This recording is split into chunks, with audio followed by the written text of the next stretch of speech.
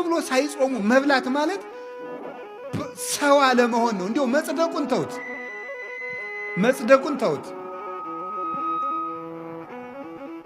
መጽደቁን መንግሥተ ሰማያት መግባቱ ጽድቅና ኩነኔ ገሃነምና መንግሥተ ሰማያትን ተውት። አለመጾም ከሰውነት ነው የሚያወጣው።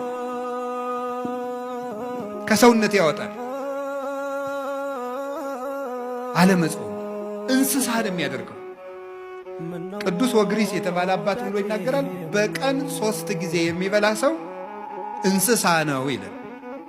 በቀን 3 ጊዜ የሚበላ ሰው እንስሳ ነው። በቀን 2 ጊዜ የሚበላ ሰው ሰው ነው። በቀን 1 ጊዜ የሚበላ ሰው ደግሞ መልአክ ነው ይላል። እግዚአብሔር ቤተሰቦች፣ አሁን ሰው መብልን እየቀነሰ ሲሄድ መልአካዊ ባህሪው ነው የሚሰለጥነው። የሚያቅደው ነገር የሚያምር ሰው የማይጎዳ ሀገር የሚጠቅም ራሱን የሚያሳድግ አይምሮ ሁሉ ደብዛዛ አይደለም፣ ስል ነው፣ የተሳለ ነው። አሁን እኮ ይገርማል። ሰው ማሰብ ስላቆመ ክሪቲካል ቲንኪንግ ስልጠና ይባላል። ምኑን ያስበዋል? ሰው 24 ሰዓት እየበላ ሰጥሟል እኮ። እንዴት አድርጎ ያስብ? አሁን እኮ ማሰብ አቁመን እኮ ነው ራሱ እየተበላለን ያለ። እንድናስብ ራሱ መጾም አለብን። አይምሯችን እየበላ ማሰብ አይችልም ነው የምላችሁ። እኔ እውነቴን ነው። ሐኪምም ካለ እዚህ መጥቶ መከራከር ይችላል።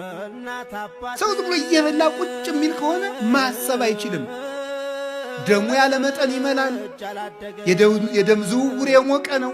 እንደዚያ ባለ ቁጥር ደግሞ ዝሙት ይሰለጥንበታል። የሚያስበው ምኞቱ ብቻ ነው። ትክክለኛ ሐሳብ ማሰብ አይችልም። እንዲገርም በደፈረሰ ውሃ ፊትን ማየት ይቻላል? አይቻልም። ውሃው እኮ ሲጠራ ነው።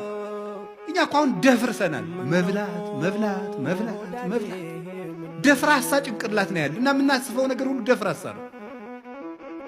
የጠራ ዕቅድ፣ የጠራ ሕይወት መኖር ግን ፈልጋችሁ እንዲያው ክርስቲያን ባትሆኑ እንኳን ጾም ሰውነት ነው ነው። ወደ ጽድቁ እንመጣበታለን። ጾም ሰውነት ነው። ወደ ጽድቁ ቅድም ነግሬያቸዋለሁ። እግዚአብሔርን የሚያስመስል ጾም ሰውነት ነው። ሰው መሆን ከፈልጋችሁ ጾሙ። አውሬ መሆን ከፈለግ ብላ 24 ሰዓት። እንስሳ መሆን ከፈልግ እባብ እንኳን እኮ ይጾማል።